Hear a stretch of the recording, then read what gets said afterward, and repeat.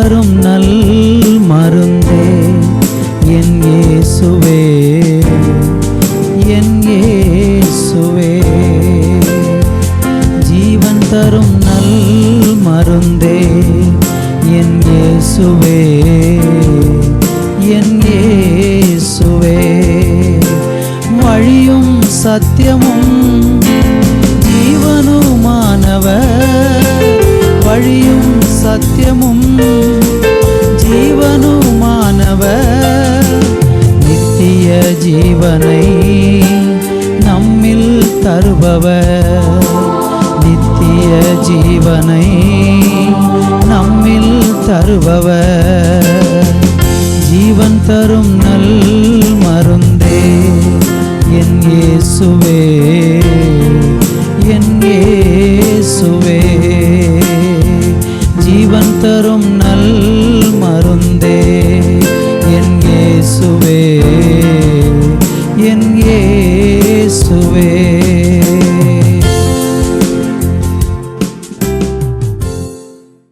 அன்பு தேவ பிள்ளைகளே, இந்த நாளிலேயும் கூட நம்ம ஆண்டுடைய வார்த்தையை தியானிக்க போகிறோம். 128ஆம் சங்கீதத்தில் 1வது வசனத்தை வாசித்து நாம் இப்பொழுது தியானிக்க போகிறோம். வசனம் சொல்லுகிறது, கர்த்தருக்கு பயந்து அவர் வழிகளில் நடக்கிறவன் எவனோ அவன் பாக்கியவான் என்று கர்த்தருடைய வார்த்தை நமக்கு சொல்லுகிறது.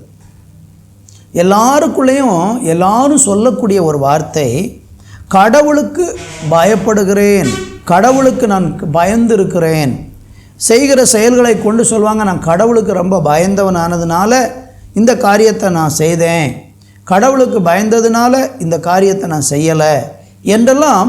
கடவுளுக்கு பயப்படுதல் என்றால் என்ன என்பதை இன்றைக்கி பல மனிதர்கள் சொல்லுகிறதை பார்க்கிறோம்.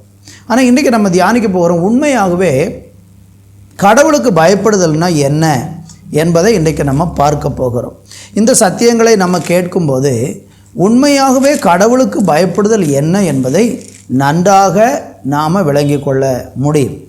ஆதியாகம புஸ்தகத்தில் 22ஆம் அதிகாரம் 12வது வசனத்தை நம்ம வாசிக்கும்போது, ஒரு மனுஷன் கர்த்தருக்கு பயந்திருக்கிறான் என்பதை வேதம் அவனை குறித்து என்ன சொல்லுகிறது என்று நான் வாசிக்கிறேன், நீங்கள் கவனமாய் கேளுங்கள். அப்பொழுது அவர், பிள்ளையாண்டான் மேல் உன் கையை போடாதே, அவனுக்கு ஒன்றும் செய்யாதே, நீ அவனை உன் புத்திரன் என்றும் உன் ஏக சுதனென்றும் பாராமல் எனக்கு ஒப்பு கொடுத்தபடியினால் நீ தேவனுக்கு பயப்படுகிறவன் என்று இப்பொழுது அறிந்திருக்கிறேன். ஆபிரகாமை குறித்து கடவுள் சொன்ன ஒரு சாட்சியை இங்கே நம்ம பார்க்கிறோம். என்ன சொல்கிறாரு, நீ எனக்காக ஒப்பு கொடுத்ததுனால நீ தேவனுக்கு பயப்படுகிறவன் என்று இப்பொழுது அறிந்திருக்கிறேன். என்ன சம்பவம் தெரியுமா? ஒரு மனுஷன் உண்மையாக தேவனுக்கு அல்லது கடவுளுக்கு பயப்படுகிறவனாக இருக்கிறான் என்றால் அதனுடைய அடையாளம் என்னவென்றால், தான் நேசிக்கிற சிறப்பான ஒன்றை கூட தேவனுக்கு கொடுக்கிறவனாக இருக்கிறான். இந்த உலகத்தில் ரொம்ப நம்ம எதை நேசிக்கிறோமோ அதை கூட கடவுளுக்கு கொடுப்பதற்கு யார் துணிகிறார்களோ அவர்கள்தான் தேவனுக்கு பயப்படுகிறவர்கள் என்பதை இந்த சம்பவத்தின் மூலமாக தேவன் நமக்கு அர்த்தமாக்குகிறார். அருமையானவர்களே, ஆபிரகாமுக்கு குழந்தையே கிடையாது. அவங்க 2 பேரும், சாராளும் ஆபிரகாமும் ரொம்ப காலமாக குழந்தை பாக்கியம் இல்லாமல் அவங்க ரொம்ப கஷ்டப்பட்டு கொண்டே இருந்தாங்க. ஒரு நாள் ஆண்டவரிடத்தில் ஆண்டவர் அவங்கள அழைக்கிறார், அவங்கள ஆண்டவர் தெரிந்தெடுக்கிறார். தெரிந்தெடுக்கும்போது ஆண்டவர் அவங்களுக்கு சொன்ன வார்த்தை என்னென்னா, நீ என்னுடைய சத்தத்துக்கு கீழ்ப்படிந்து என்னுடைய வழியில் நடந்தால் உன்னை பெரிய ஜாதி ஆக்குவேன், உனக்கு ஒரு மகனை தருவேன், உன் சந்ததி பூமியில் ஆசீர்வாதமாக இருக்கும் என்று ஆண்டவர் ஆபிரகாமுக்கு சொல்லுகிறதை பார்க்கிறோம். அப்படி சொன்னபடி ஆண்டவர் 75வது வயசில் அவனுக்கு அந்த வாக்குத்தத்தத்தை கொடுத்தாரு. ஆனால் ஆண்டவர் 100 வயதில் அந்த பிள்ளையை கொடுத்தார். 25 வருஷம் ஆபிரகாம் அந்த வாக்குத்தத்தை நிறைவேறுதலுக்காக அவன் காத்து கொண்டிருந்தான். அந்த 100 ஆண்டு காலம் அவன் காத்து கொண்டிருந்த போது தேவன் அந்த மகனையும் கொடுத்துட்டார். இப்போ ஆபிரகாமுக்கு ஒரு மகன் பிறந்தான். அவனுடைய பெயர் ஈசாக்கு. அந்த ஈசாக்கு நல்லா வளர்ந்து அவன் இளம் பிள்ளையாக அவன் வளர்ந்து வந்து கொண்டே இருக்கிறான். அப்பொழுது ஒரு நாள் திடீரென்று ஆண்டவர் ஆபிரகாமுக்கு தரிசனமாய் சொல்கிறாரு. அதனுடைய 22ஆம் அதிகாரத்தில் ஸ்தோத்திரம் 2வது வசனம் சொல்லுகிறது, அப்பொழுது அவர், உன் புத்திரனும் உன் ஏகசுதனும் உன் நேசகுமாரனுமாகிய ஈசாக்கை நீ இப்பொழுது அழைத்து கொண்டு மோரியா தேசத்துக்கு போய் அங்கே நான் உனக்கு குறிக்கும் மலைகளில் ஒன்றின் மேல் அவனை தகன பலியாக பலியிடு என்றார். ஆண்டவர் அவனுடைய மகனை கேட்குறார். அவர் தான் கொடுத்தாரு. ஆனால் அந்த ஒரே மகன் 100 வயதில் கிடைத்திருக்கிறான். அவனோடு கூட ரொம்ப ஆபிரகாம் சந்தோஷமாக இருக்கிறாரு. வயதான தம்பதியருக்கு காலம் சென்ற பிறகு முதிர்ந்த வயது வந்த சமயத்தில் அவங்களுக்கு கிடைத்த ஒரு மகன், அந்த மகனையும் ஆண்டவர் அவங்களிடத்துல கேட்குறார். ஆபிரகாம் என்ன செய்தார் தெரியுமா? கடவுள் தான் ரொம்ப நேசித்த அந்த மகனை கேட்ட உடனே ஒரு வார்த்தை கூட மறு உத்தரவாக தடை சொல்லாமல் கேட்டதை அப்படியே தேவனுக்கு கொடுக்கிறதை பார்க்கிறோம். இதனால் கடவுள் அவனை பற்றி சொல்கிறாரு, இதனால் ஆபிரகாமே நீ எனக்கு ரொம்ப பயந்திருக்கிறாய் என்று சொல்லி கர்த்தர் அவன் தெய்வ பயம் உள்ளவன் என்பதை அங்கே சொல்லுகிறதை பார்க்கிறோம். அருமையானவர்களே, 128 சங்கீதம் படித்தோம் அல்லவா? கர்த்தருக்கு பயந்து அவர் வழியில் நடக்கிறவன் எவனோ அவன் பாக்கியவான் என்று சொன்னார் அல்லவா? அப்போ கர்த்தருக்கு பயப்படுதல் என்று சொன்னால் நம்மகிட்ட எதை நம்ம ரொம்ப நேசிக்கிறோமோ அதையும் தேவனுக்கு கொடுப்பது கர்த்தருக்கு பயப்படுகிற பயமாக இருக்குது. இன்னும் நீங்கள் யாத்ராம புஸ்தகத்தில் 1ஆம் அதிகாரத்தில் நீங்கள் வாசித்தீங்கன்னா அங்கே மோசே பிறந்திருந்ததான சமயத்தில் எகிப்திலே யூத மக்கள் ரொம்ப பெருகிவிட்டார்கள் என்று பார்வோன் மன்னன் கண்டபோது இருக்கிற எல்லா சிறு குழந்தைகளையும் ஆண் குழந்தைகளையும் கொலை செய்யும்படியாக அவன் கட்டளை எடுக்கிறான். அப்படி கட்டளையிட்ட உடனே அந்த தேசத்தில் இருந்த மருத்துவச்சிகள்கிட்ட பார்வோன் மன்னன் சொல்கிறார், ஆமாம், எபிரேயர்களுடைய வீடுகளில் ஆண் குழந்தை பிறக்கும்போது நீங்கள் அவர்களுக்கு பிரசவம் பார்க்க செல்லுகிற சமயத்தில் அந்த யூதர்களுடைய வீட்டில் பிறக்கிற ஆண் குழந்தையாக இருந்தால் அந்த குழந்தையை உடனே நீங்கள் கொன்று போடுங்கள்.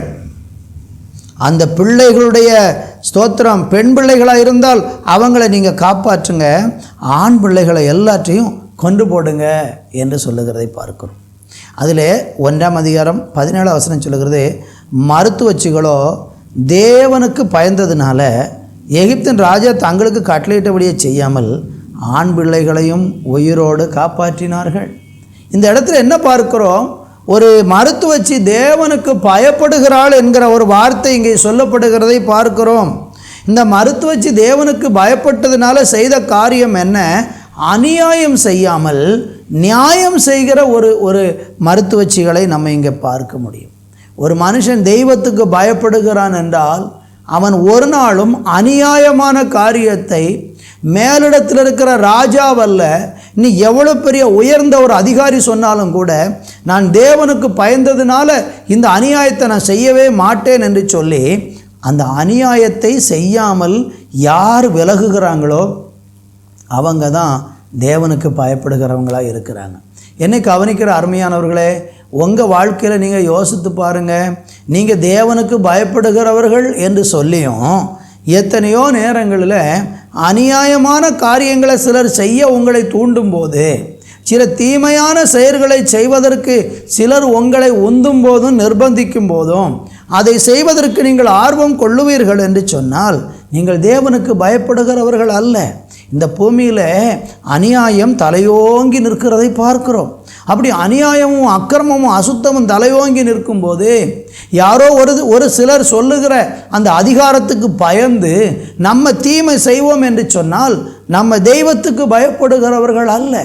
என்னை கவனிக்கிற அருமையானவர்களே, இந்த பூமியில் தேவனுக்கு பயந்த ஒரு மனுஷனும் அநியாயம் செய்யவே மாட்டான்.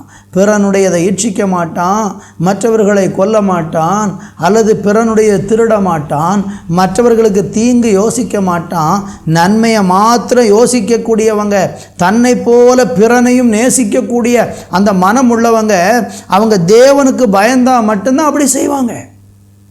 ஆனால் இன்றைக்கி பாருங்கள், எத்தனை ஏழைகளை அநியாயமாக ஒடுக்கிறவங்க இருக்கிறாங்க, எத்தனை பேருடைய நியாயத்தை புரட்டி போடுறவங்களா இருக்கிறாங்க, லஞ்ச லாவணியங்களை வாங்கி கொண்டு எத்தனை பேருக்கு விரோதமாக தீமையான தீர்ப்பு செய்கிறாங்க.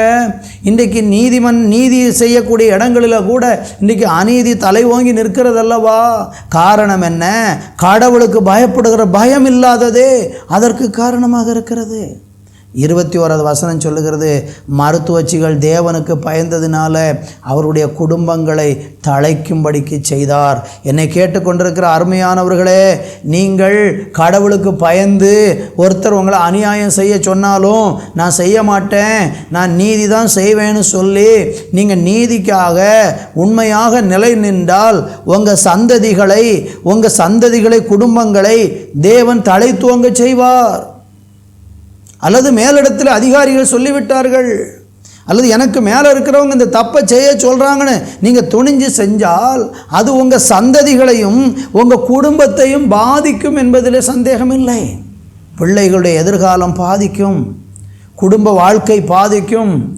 உங்கள் குடும்ப வாழ்க்கைக்குள்ளே இருக்கிற ஆசீர்வாதத்தை நீங்கள் இழந்து போயிடுவீங்க. எனவே இந்த நாட்களிலே தெய்வ பயத்தோடு கூட நானும் நீங்களும் ஆமேன் ஸ்தோத்திரம் அநியாயம் செய்வதற்கு துணிகரம் செய்யவே கூடாது. நீதிமொழிகளின் புஸ்தகத்தில் 3ஆம் அதிகாரத்தில் நம்ம வாசிக்கும்போது அங்கே ஸ்தோத்திரம் அருமையான தேவனுடைய மனுஷன் சொல்லுகிற ஒரு வார்த்தையை நான் உங்களுக்காக வாசிக்கிறேன். 3:7 இப்படி சொல்லுகிறது, நீ உன்னை ஞானி என்று எண்ணாதே, கர்த்தருக்கு பயந்து தீமையை விட்டு விலகு. என்னை கேட்கிற அருமையானவர்களே, ஒரு மனுஷன் கர்த்தருக்கு பயப்படுகிறவனாக இருந்தால் அவன் தீமை செய்வதை விட்டு விலகுவான். இந்த மருத்துவச்சிகளுக்கு சொல்லப்படுகிறது, ஆண் பிள்ளைகளை எல்லாரையும் கொண்டு போடு. அவங்க யோசிக்கிறாங்க, இந்த ராஜா சொல்கிறது தீமை, இப்படி நம்ம அநியாயமாக சிறு குழந்தைகளை கொல்லுவது பாவம் அல்லவா என்று சொல்லி அந்த பெண்கள் அந்த பாவத்தை செய்யாமல் விலகி கொண்டாங்க. அது தேவனுக்கு பயப்படுகிற செயலாக தேவன் எண்ணி அவனுடைய குடும்பத்தை செழித்தோங்கி வளர பண்ணினார். என்னை கேட்டுக்கொண்டிருக்கிற சகோதர சகோதரிகளே, ஸ்தோத்திரம் உங்கள் வாழ்க்கையில் கர்த்தருக்கு பயப்படுகிறவங்கன்னு நீங்கள் சொல்கிறீங்கன்னா தீமை வரும்போது அந்த தீமையை விட்டு விலக வேண்டும்.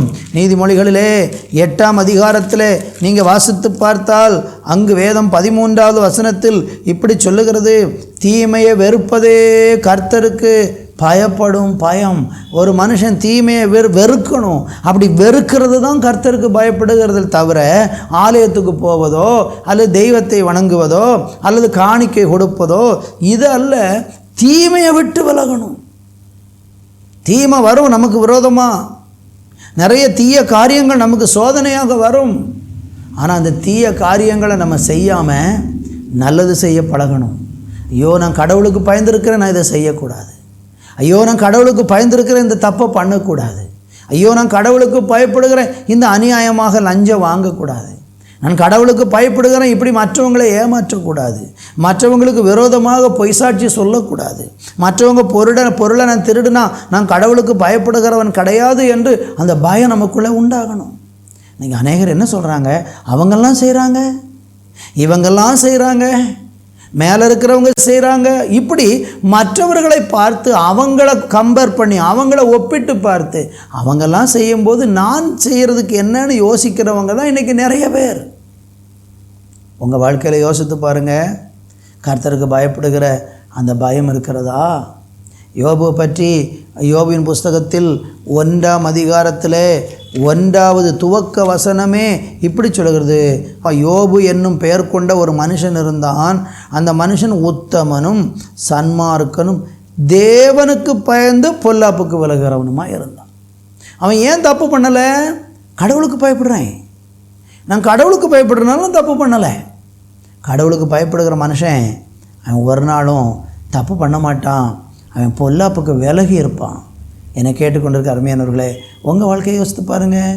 நீங்கள் இன்றைக்கி தப்பு பண்ணிக்கிட்டே இருக்கிறீங்களா? கடவுளுக்கு விரோதமாக பேசுகிறீங்களா?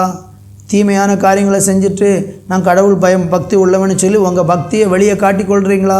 இன்றைக்கி நிறைய பேர் பாருங்கள், தங்களுடைய பக்தியை எல்லாரும் பார்க்குற மாதிரிக்கு சரீரத்தில் உடம்பில் எல்லாம் காட்டிக்கிடுறாங்க.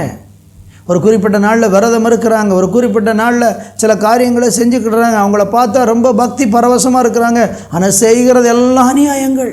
அநியாயம் செய்துவிட்டு அதற்கு நீங்கள் என்ன பிராயச்சித்தம் செய்தாலும் அதிலிருந்து உங்களுக்கு விடுதலே கிடைக்காது. பாவத்தை விட்டு விலக வேண்டும். தேவனுக்கு பயந்து பொல்லாப்புக்கு விலகுகிறவனுமாய் இருந்தான் என்று தான் யோபு பற்றி சொல்லப்பட்டிருக்கிறது.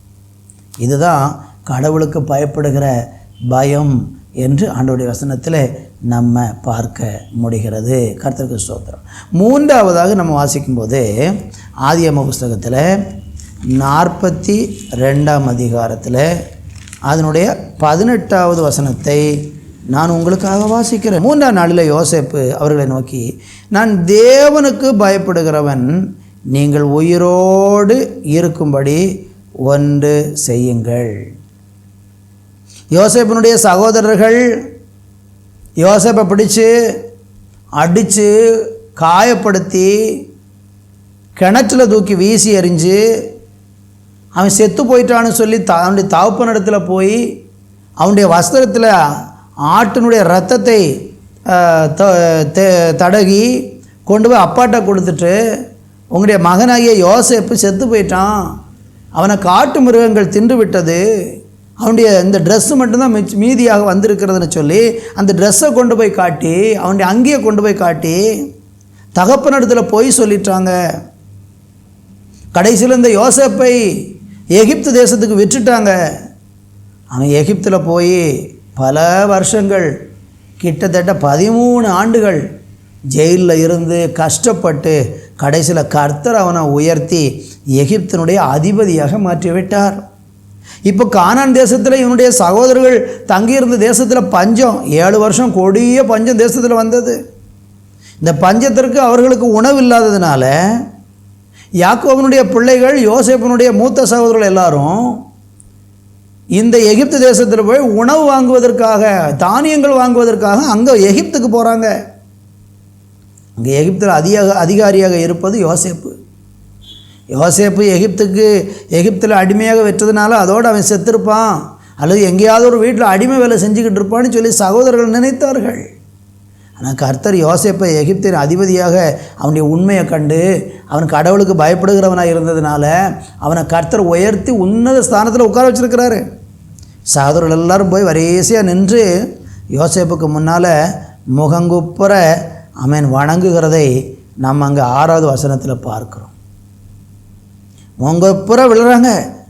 கொஞ்ச நேரத்தில் ஸ்தோத்திரம், யோசேப்புக்கு தெரிகிறது, என் சொப்பனத்தில் இப்படித்தானே ஆண்டவர் வெளிப்படுத்தினார் அப்படி சொல்லிட்டு தூரத்திலிருந்து சகோதரர்கள் வந்த உடனேயே அவன் தெரிஞ்சுக்கிட்டான், இது என்னுடைய சகோதரர்கள் தான் என்பதை அவன் புரிந்து கொண்டு அவன் சொல்கிறான், நான் தேவனுக்கு பயந்ததுனால நான் உங்களை உயிரோடு வைக்கிறேன் அப்படின்னு சொல்கிறார். அருமையான தேவனுடைய பிள்ளைகளே, கடவுளுக்கு பயப்படுதல் என்றால் 3வது என்ன தெரியுமா? தீமை செய்கிறவங்களுக்கும் நன்மை செய்வது தான் கடவுள் பயம். உங்களை ஒருத்தன் தீமை செய்கிறான், உங்களுக்கு விரோதமாக ஒருத்தன் உங்களுக்கு குடும்பத்துக்கு விரோதமாக தீமை செய்கிறான், உங்களை துன்புறுத்துகிறான், பயமுறுத்துகிறான், உங்களுடைய பொருளை அபகரிச்சுக்கிடுறான், உங்களுக்கு எவ்வளவு கேடு செய்யலாமோ அவ்வளோ கேடு செய்கிறான். ஆனால் அவங்களுக்கு திரும்ப நன்மை செய்வதுதான் கடவுள் பயம். இந்திய தேசத்தில் இன்றைக்கும் தேவனுடைய ஜனங்களை, நன்மை செய்தவர்களை இன்றைக்கு ஒடுக்கக்கூடிய ஒரு தேசத்தில் நம்ம வாழ்ந்து கொண்டிருக்கிறோம். உலகத்தில் எத்தனையோ நாடுகளில் நன்மை செய்த தேவ ஜனங்களை ஒடுக்குகிறார்கள். இயேசு கிறிஸ்து இந்த பூமியில் நன்மை செய்கிறவராக வந்தார். அவரை சிலுவையில் அடித்து அறைந்து கொண்டார்கள். ஆனால் இயேசு கிறிஸ்து சிலுவையில் கடந்து கொண்டு சொன்ன ஒரு வார்த்தை என்ன தெரியுமா? பிதாவே, இவர்கள் செய்கிறது இன்னதென்று அறியாததினாலே இவர்களுக்கு மன்னியும். தீமை செய்தவர்களுக்கு நன்மை செய்கிறது தான் தேவனுக்கு பயப்படுகிற பயம். உங்களை ஒரு கன்னத்தில் அடித்தால் மறுகணத்தையும் காட்டி கொடுங்கள் என்பதுதான் கிறிஸ்தவம்.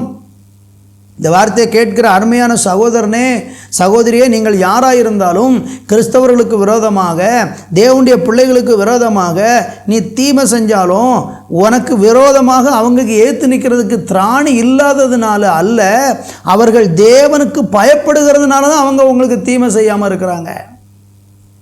அதனால் இன்றைக்கி நிறைய பேர் என்ன செய்கிறாங்கன்னா, இவங்க திராணி இல்லாதவங்க, கோழைகள் என்று எண்ணி கிறிஸ்தவர்களை மறுபடியும் ஒடுக்கி கொண்டிருக்கிறார்கள். எத்தனை ஒடுக்கினாலும் திரும்ப எதிர்த்து நிற்க தெரியாததுனால அல்ல. கிறிஸ்தவத்தில் ஆண்டவரை ஏற்றுக்கொண்டு தேவனை பின்பற்றுறவங்க யாரும் கோழைகள் அல்ல. அவங்க எல்லாம் பலவான்கள், ஞானமுள்ளவர்கள். இயேசு எங்களுக்கு அப்படித்தான் போதித்திருக்கிறார். உனக்கு தீமை செய்கிறவனுக்கும் நீ நன்மை செய். உன் சத்துரு பசியாய் வந்தால் அவனுக்கு ஆகாரம் கொடு. அவனுக்கு தண்ணீர் தாகத்தோடு வந்தால் அவனுக்கு தண்ணீர் கொடு. இதுதான் கிறிஸ்தவத்தினுடைய போதனை. நீங்கள் நினைக்கலாம், கிறிஸ்தவர்களுக்கு விரோதமாக, தேவ பிள்ளைகளுக்கு விரோதமாக, ஊழியக்காரங்களுக்கு விரோதமாக தீமை செஞ்சிட்டா, அவங்கள அடிச்சிட்டா அல்லது அவங்கள உபத்திரவப்படுத்தியாச்சுன்னா நீங்கள் ஜெயித்ததாக எண்ணலாம். நான் சொல்கிறேன், அப்படி ஒருவேளை நீங்கள் ஜெயித்ததாக எண்ணினால் உண்மையிலே நீங்கள் தான் ஏமாற போகிறீங்க. தேவன் இதை கண்டு சும்மா இருக்க மாட்டார். யோசேப்பு தன்னுடைய சகோதரர்களுக்கு, தீமை செய்த சகோதரர்களுக்கு திரும்ப நன்மையே செய்கிறதை பார்க்கிறோம். கர்த்தருக்கு மகிமை உண்டாகட்டும். அதே ஆதியாகம புஸ்தகத்தில் 50:20 பாருங்கள், நீங்கள் எனக்கு தீமை செய்தீர்கள், ஆனால் தேவனோ எனக்கு அதை நன்மையாக ஸ்தோத்திரம் மாற்றினார். என்னை கேட்கிற அருமையானவர்களே, நீங்கள் என்ன தான் தீமை செஞ்சாலும் தேவனை நேசிக்கிற பிள்ளைங்க திரும்ப தீமை செய்ய மாட்டாங்க. கர்த்தருக்கு பயப்படுகிறவங்க தீமை செய்கிறவங்களுக்கு விரோதமாக தீமை செய்ய மாட்டாங்க. வட இந்தியாவில் கிரகாம் ஸ்டெயின் என்கிற ஒரு தேவனுடைய மனுஷன் அங்கே குஷ்டரோகிகள் நடுவில் போய் அங்கே குஷ்டரோகம் பாதித்த அந்த மக்களுடைய கைகால்களில் இருக்கிற புண்களை எல்லாம் ஆற்றி அவங்களுக்கு பணிவிடை, குடும்பமாக பணிவிடை செய்தாங்க. ஆனால் அந்த கிரகாம் ஸ்டெயினையும் அவருடைய 2 பிள்ளைகளையும் அவன் வாகனத்தில் போட்டு எரித்து கொலை செய்தாங்க. ஆனால் அவங்க திரும்ப ஒன்றும் செய்யலை. அவங்க மனைவி அவனை கொண்ட கணவரையும் 2 பிள்ளைகளையும் கொண்ட மனுஷனை பகிரங்கமாக நாங்கள் மன்னிக்கிறேன்னு சொல்லி அவங்க அறிக்கையிட்டாங்க. யாரால் அதை செய்ய முடியும்? கிறிஸ்தவம் என்பது சகிப்புத்தன்மையில் வளரக்கூடிய ஒரு தேவனுடைய ராஜ்யமாக இருக்கிறது. ஆனால் அதனால தான் இன்றைக்கும் அது வெற்றி பெற்று கொண்டிருக்கிறது. உலகம் முழுவதும் இன்றைக்கு கோடிக்கணக்கான மக்கள் கிறிஸ்தவத்தை நாடி வருவதற்கு காரணம், தேவனை அண்டி வருவதற்கு காரணம், இது அமைதியை போதிக்கிற ஒரு மார்க்கமாக இருக்கிறது. பட்டயத்தை எடுக்கிறவன் பட்டயத்தால் தான் மடிவான் என்று பைபிள் சொல்லுகிறது. என்னை கேட்டுக்கொண்டிருக்கிற அருமையானவர்களே, தேவனுக்கு பயப்படுகிறவன் தீமை செய்கிறவங்களுக்கும் நன்மை செய்வான் என்று வேதம் சொல்லுகிறார். தேவனுக்கு பயப்படுகிறவங்களுடைய சுபாவம் தான். லேவியா புத்தகத்திலே 19வது அதிகாரத்தில் 32வது வசனத்தை நீங்கள் வாசித்து பார்த்தீங்கன்னா, அங்கே தேவனுக்கு பயப்படுகிற மனுஷனை குறித்து ஆண்டவருடைய வார்த்தை சொல்லுகிறது. நரைத்தவனுக்கு முன்பாக எழுந்து முதிர் வயதுள்ளவன் முகத்தை கனம் பண்ணி உன் தேவனுக்கு பயப்படுவாயாக, நான் கர்த்தர். கர்த்தருக்கு பயப்படுறவங்க யார் தெரியுமா? முதிர் வயது உள்ளவங்களை, மூத்தவங்களை மதிக்கிறவங்க. இன்றைக்கு இந்த இளைய தலைமுறைகள் இந்த விஞ்ஞான காலத்தில் மூத்தவங்களை கண்டா மதிக்காத ஒரு உலகம், வயது முதிர்ந்தவர்களை அற்பமாய் எண்ணுகிற ஒரு உலகம். 1 பேதுரு 2:17 சொல்லப்பட்டிருக்கு, எல்லாரையும் கனம் பண்ணணும். ராஜாக்களை கனம் பண்ணணும், அதிகாரிகளை கனம் பண்ணணும், நமக்கு கீழே இருக்கிறவங்க வயதானவங்க அவங்கள கனம் பண்ணணும். கர்த்தருக்கு பயப்படுகிற மனுஷனுடைய சுபாவம் எல்லா வயதினரையும் கனம் பண்ணுகிற ஒரு சுபாவம். நீங்கள் எப்படி செய்கிறீங்களா? உங்கள் தாய் முதிர் வயது உள்ள ஆனதுக்கப்புறம் அவங்கள புறக்கணிக்கிறீங்களா? உங்கள் தகப்பனை நீங்கள் ஏளனம் பண்ணுறீங்களா? என்னை கேட்கிற அருமையானவர்களே, முதிர் வயது உள்ள எல்லாரையும் கனம் பண்ண வேண்டும். அப்படி கனம் பண்ணாமல் போனால் நிச்சயமாக கர்த்தர் அதற்கெல்லாம் பதில் கேட்பார். ஆண்டவர் சொல்லுகிறார், உன் ஆயுசு நாட்கள் பூமியில் நீடித்திருக்கும்படிக்கும் நீ நன்றாயிருப்பதற்கும் உன் தாயையும் உன் தகப்பனையும் கனம் பண்ணுவாயாக என்று சொல்லுகிறார் அல்லவா. தகப்பனையும் தாயையும் கனம் பண்ண கற்றுக்கொள்ளுங்க. அவங்களுக்கு அவங்க மேலே ரொம்ப கரிசனை உள்ளவங்களாக இருங்க. என்னை கேட்டுக்கொண்டிருக்கிற நீங்கள் உங்கள் வாழ்க்கையை சிந்திச்சு பாருங்கள். மற்றவர்களை கனம் பண்ணுவது கடவுளுக்கு பயப்படுகிற பயமாக இருக்கிறது. உபாகமம் 8:6 படித்தீங்கன்னா, கர்த்தருடைய கட்டளைகளை ஒரு மனுஷன் கை கொள்ளுகிறான் என்றால் அந்த கை கொள்ளுகிற மனுஷன் கடவுளுக்கு பயப்படுகிறவன் என்று சொல்லப்பட்டிருக்கிறது. கடவுளுக்கு பயப்படுகிற மனுஷன் கர்த்தருடைய கட்டளைகளை கை கொள்ளுவான். அப்படின்னா கர்த்தருடைய கட்டளைகளை கை கொள்ளாத மனுஷன் அவன் கடவுளுக்கு பயப்படுகிறவன் அல்ல. கர்த்தருக்கு மகிமை. இன்னும் நீங்கள் படித்தீங்கன்னா, ஆண்டவருக்கு பயப்படுகிறது என்ன? ஆண்டவருக்கு பயப்படுவதே ஞானம் என்று சொல்லப்பட்டிருக்கிறது. யோபின் புத்தகம் 28:28 நீங்கள் வாசித்து பாருங்கள். ஆண்டவருக்கு பயப்படுகிறது என்பது அதுதான் ஞானம். நிறைய பேர் நினைக்கிறாங்க, நல்லா படிச்சுட்டா ஞானம் வந்துடுமா? வராது. நல்லா படித்தா அறிவு வரும். அறிவு பெருத்தவன் நோவு பெருத்தவன் என்று இருக்கிறது. அறிவு பெருத்ததுனால அவன் இந்த சமுதாயத்துக்கு நல்லவனாக இருக்க மாட்டான். இன்றைக்கி படித்த எத்தனையோ முட்டாள்கள் இருக்கிறாங்க. இன்றைக்கி படிச்சுட்டு எத்தனையோ விதமான தீமைகளை செய்கிறவங்க அந்த படிப்புக்கு ஏற்றா போல ஏமாற்றுறாங்க. பாருங்கள், எவ்வளோ நல்லா படித்தவங்க, நல்ல பட்டதாரிகள், நல்ல டெக்னாலஜியெல்லாம் படித்தவங்க அதை பயன்படுத்தி எத்தனையோ பேரை ஏமாற்றுறாங்க. ஒரு மனுஷன் படித்ததுனால அவன் நல்லவனாக முடியாது. எல்லோரும் சொல்லுவாங்க, கல்வி தான் ஒரு மனுஷனை ரொம்ப நல்லவனாக்கிறோம். ஆகவே ஆகாது. படித்தவன் படித்ததுக்கு தகுந்தாப்பில் தப்பு பண்ணுவான், படிக்காதவன் அவனுக்கு தெரிஞ்ச அளவுக்கு தவறு பண்ணுவான். ஆனால் ஞானம் என்பது என்ன தெரியுமா? அறிவை விட அறிவுக்கும் ஞானத்துக்கும் இதுதான் வித்தியாசம். நீங்கள் ஒருவேளை ரொம்ப அறிவாளியாக இருக்கலாம், விஞ்ஞானியாக இருக்கலாம், மேதையாக இருக்கலாம், ஆனால் நீங்கள் ஞானி ஆக முடியாது. ஒருத்தர் ஞானி ஆகணும்னா அவன் கடவுளுக்கு பயப்படுவன் தான் ஞானி. ஞானினா என்ன? 111 சங்கீதத்தில் 10வது வசனத்தில் நீங்கள் வாசிச்சிங்கன்னா அங்கே ஞானியை குறித்து ஆண்டவர் சொல்லக்கூடிய ஒரு அருமையான வார்த்தையை நான் உங்களுக்காக வாசிக்கிறேன். 111 சங்கீதம் 10வது வசனம், கர்த்தருக்கு பயப்படுதலே ஞானத்தின் ஆரம்பம், அவருடைய கற்பனைகளின்படி செய்கிற யாவரும் நற்புத்தி உண்டு, அவர்கள் புகழ்ச்சி என்றைக்கும் நிற்கும். கர்த்தருக்கு பயப்படுதல் தான் ஒரு மனுஷனுக்கு ஞானம் என்று வேதம் சொல்லுகிறது. என்னை கேட்டுக்கொண்டிருக்கிற அருமையானவர்களே, ஆண்டவருக்கு பயப்படுதல் தான் ஞானம். ஞானம் உள்ளவன் கடவுளுக்கு பயப்படுவான். கடவுளுக்கு பயப்படுறவன் தீமை செய்ய மாட்டான். கடவுளுக்கு பயப்படுகிறவன் தீமை செய்கிறவங்களுக்கு நன்மை செய்வான். கடவுளுக்கு பயப்படுகிற மனுஷன் மூத்தவர்களையும் கனம் பண்ணுவான். கடவுளுக்கு பயப்படுகிற மனுஷன் தனக்கு இருக்கிற சிறப்பானதையும் கடவுளுக்கு கொடுப்பான். அதான் கடவுளுக்கு பயப்படுகிற மனுஷன். கர்த்தருக்கு ஸ்தோத்திரம். கடவுளுக்கு பயப்படுகிறனால என்ன நன்மைகள் உண்டு? வேதம் சொல்லுகிற சங்கீதம் 25:12 படித்து பாருங்கள்.